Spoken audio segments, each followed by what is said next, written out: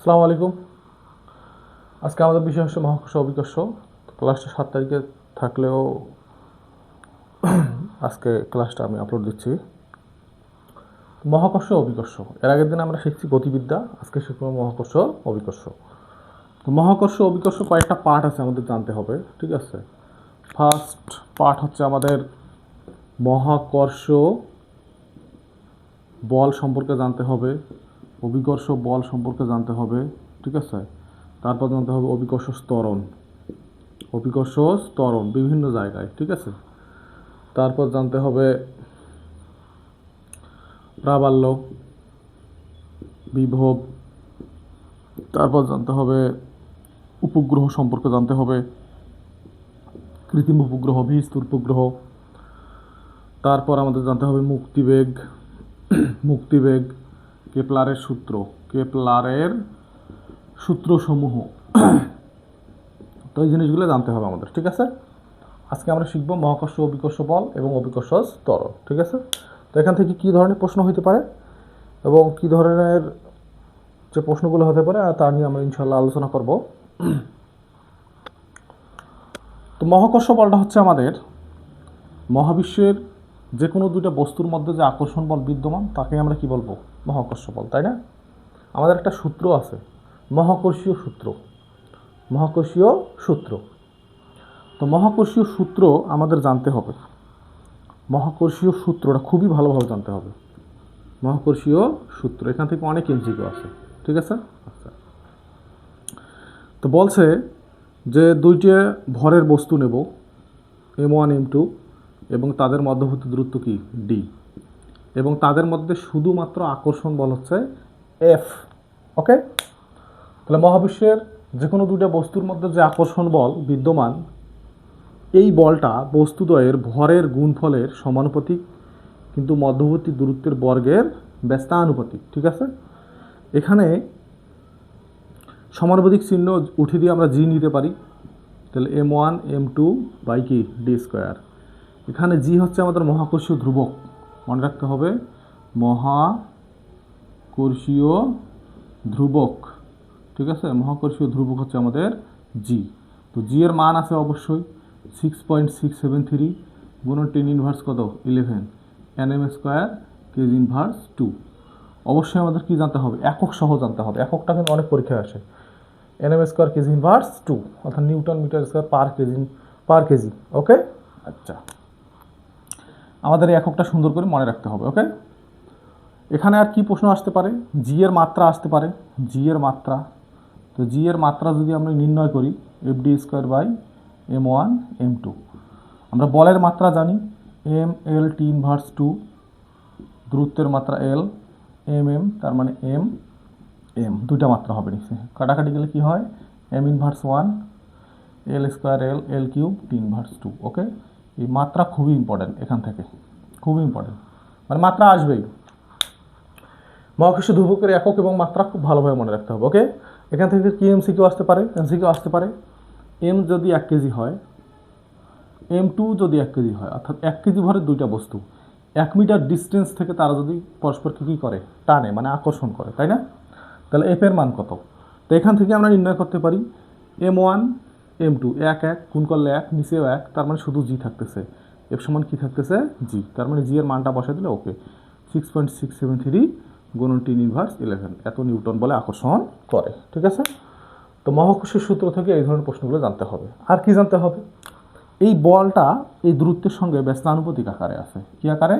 ব্যস্তানুপাতিক আকারে। ওকে, তো এখানে যদি আমাদের বলে সমানুপাতিক চিহ্ন, মানে সমান বসে দিলাম আর কি, সমান দিলাম। এখন যদি আমাকে বলে দূরত্ব যদি 2 হয়, মানে দূরত্ব 2, তাহলে বল কত? 1/4, তাই না? এখন যদি আমাকে বলে দূরত্ব যদি অর্ধেক হয়, অর্ধেক, তার মানে এখানে অর্ধেক উল্টে গেলে কত হবে? 4, তার মানে 4 গুণ দূরত্ব কত হবে? 4 গুণ। তো এখান থেকে এই প্রশ্নগুলো আসে, এই প্রশ্নগুলো হচ্ছে মহাকর্ষীয় সূত্রের আমাদের প্রশ্ন, ঠিক আছে। এরপর আমরা পড়ব অভিকর্ষ বল।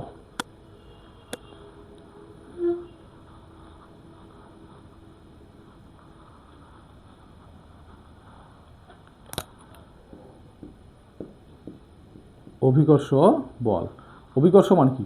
পৃথিবী ও অন্য একটি বস্তুর মধ্যে যে আকর্ষণ বল বিদ্যমান, অর্থাৎ আপেল গাছের আপেল এবং পৃথিবীর মধ্যে যে আকর্ষণ বল বিদ্যমান, এ হচ্ছে আমাদের অভিকর্ষ। পৃথিবী কনস্ট্যান্ট হইতে হবে এবং একটা পৃথিবীর পার্থিব বস্তু। ওকে, যেমন পৃথিবী ও চাঁদ অভিকর্ষ বল, ঠিক আছে। তো অভিকর্ষ বলের সূত্র হচ্ছে আমাদের মাথায় রাখতে হবে জি এম বা ভাগ কি আর স্কোয়ার। এখানে এম হচ্ছে পৃথিবীর ভর, পৃথিবীর ভর 6 গুণন 10⁻24 কেজি মুখস্থ রাখতে হবে কিন্তু আমাদের। আর হচ্ছে পৃথিবীর ব্যাসার্ধ, তো ব্যাসার্ধ আমাদের মাথায় মুখস্থ রাখতে হবে, ঠিক আছে। 6.4 গুণন 10⁶ মিটার বা 6400 কিলোমিটার। এ হচ্ছে জি এর মান তো আমরা জানি। আচ্ছা, তার মানে অভিকর্ষটা হইতে হবে একটা বস্তু এবং পৃথিবী, ঠিক আছে, মাথায় রাখতে হবে এতটুকু। অভিকর্ষ ত্বরণ, অভিকর্ষ ত্বরণের অনেক কিছু আছে, ঠিক আছে। মুক্তভাবে পড়ন্ত বস্তুর বেগ বৃদ্ধির হারকে আমরা কি বলি? অভিকর্ষ ত্বরণ। অভিকর্ষ ত্বরণকে জি দ্বারা প্রকাশ করা হয়। জি এর মান হচ্ছে 9.8, মাথায় রাখতে হবে, ঠিক আছে। এটা হচ্ছে ভূপৃষ্ঠে 9.8, এই জি এর মানটা। জি এর মানে কিন্তু পরিবর্তনশীল হয়।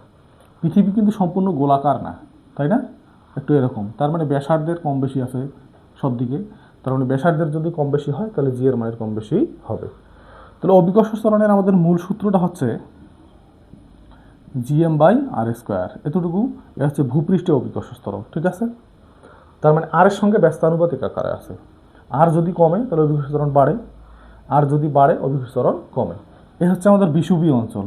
এখানে আরেক ডিস্টেন্সটা কি একটু বেশি, এই জন্য জি এর মান এখানে কি কম। এ হচ্ছে আমাদের মেরু অঞ্চল, এখানে আরেক ডিস্টেন্সটা কি কম, তার মানে এখানে অভিকর্ষ ত্বরণটা কি হবে? বেশি হবে, ঠিক আছে। সবচেয়ে এখানে যে এমসিকিউ আসে যে কত ডিগ্রি অক্ষাংশে অভিকর্ষ ত্বরণ কত? 45 ডিগ্রি অক্ষাংশে জি এর একটা আদর্শ মান আছে। 45 ডিগ্রি অক্ষাংশে জি এর আদর্শ মান হচ্ছে 9.81। এটা মাথায় রাখতে হবে এমসিকিউর জন্য খুবই, ঠিক আছে। 45 ডিগ্রি অক্ষাংশে 9.81। তো মেরুতে কত? মেরুটা মাথায় রাখতে হবে, মেরুতে অভিকর্ষ ত্বরণ।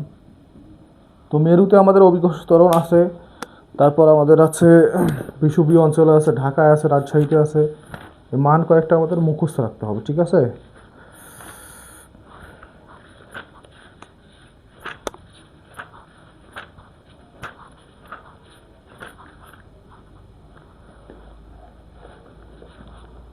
আমি লিখিয়ে দিচ্ছি, সুন্দর করে মুখস্থ রাখতে হবে।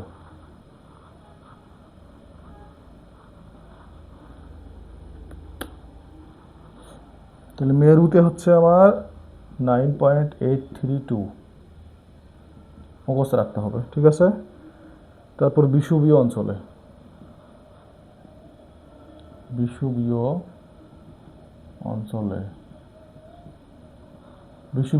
জি এর মান হচ্ছে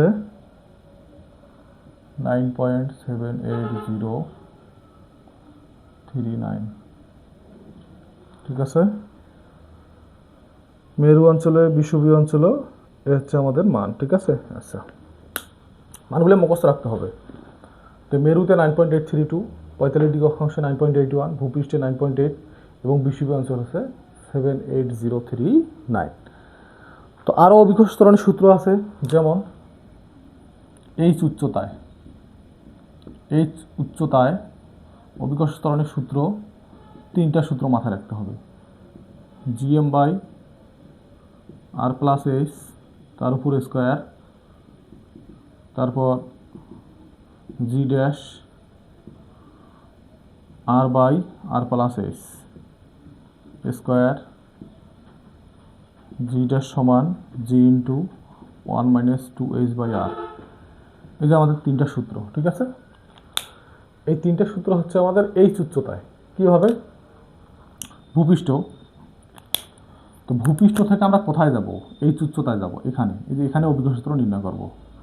তো ভূপৃষ্ঠ হচ্ছে জি, আর এইচ উচ্চতা অভিকর্ষ ত্বরণ কি? জি ড্যাশ। এ হচ্ছে আমাদের জি ড্যাশের 3টা সূত্র, ঠিক আছে। 3টে সূত্র মাথায় রাখতে। 3টে সূত্রের মধ্যে ম্যাথে সবচেয়ে বেশি ইউজ হয় এই সূত্রটা, ঠিক আছে। এমসিকিউ আসতে পারে, যে কোনো 3টের মধ্যে দিতে পারে অথবা 3টেও দিতে পারে, ঠিক আছে। মাথায় রাখতে হবে। একটু ম্যাথ করি আমরা, এই সূত্রগুলোর একটু ম্যাথ করি, ঠিক আছে।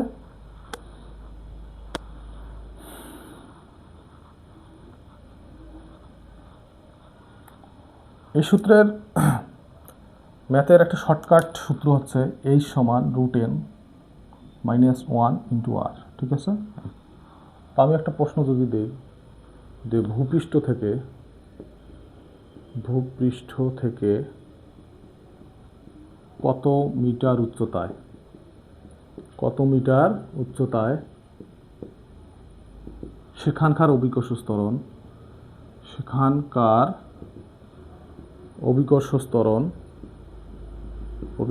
ত্বরণ পৃথিবীর অভিকর্ষ ত্বরণের 25% হবে, ঠিক আছে? আচ্ছা, এখন এই সূত্র দিয়ে যদি আমরা ম্যাথ করতে যাই, ক্যালকুলেশন করে আমাদের এইচ এর মান বের করতে হবে। তো এইচ এর মান বের করা খুব কঠিন, এই জন্য এমসিকিউর জন্য এই সূত্রটা ইউজ করবো আমরা, ঠিক আছে? এই যে 25%টা আগে সর্বপ্রথম ভাঙায় নেব। 25% মানে কি? 25/100, তার মানে 1/4, এটাকে লেখা যায়, তাই না? এই ভগ্নাংশটার মূল অংশটা আমরা নেব, অর্থাৎ 4টা আমরা নেব, এন এর মান। এখানে এন সমান আমাদের ধরতে হবে 4, তাহলে আমাদের ম্যাথটা ইজিলি হয়ে যাবে। তাহলে কি হবে? √4 - 1 ইন্টু আর। √4 মানে 2 - 1, তার মানে 1, শুধু আর থাকতেছে, তার মানে 6.4 × 10⁶। এটা হচ্ছে আমাদের অ্যান্সার, ঠিক আছে? তো এমসিকিউর জন্য এই সূত্রটা ইউজ করবো। কখন ইউজ করবো? ভূপৃষ্ঠ থেকে এত মিটার উচ্চতা অভিকর্ষ ত্বরণ কত হবে, তখন এইভাবে ইউজ করবো। যে ভগ্নাংশটা আসবে, ভগ্নাংশটা 1/4 নেব না, শুধু মানটা নিয়ে আমরা কি করব? কাজ করব, ঠিক আছে? এর হচ্ছে আজকের অভিকর্ষ ত্বরণ, অভিকর্ষ বল, মহাকর্ষ বল, ঠিক আছে? আরেকটা হচ্ছে এইচ গভীরতায়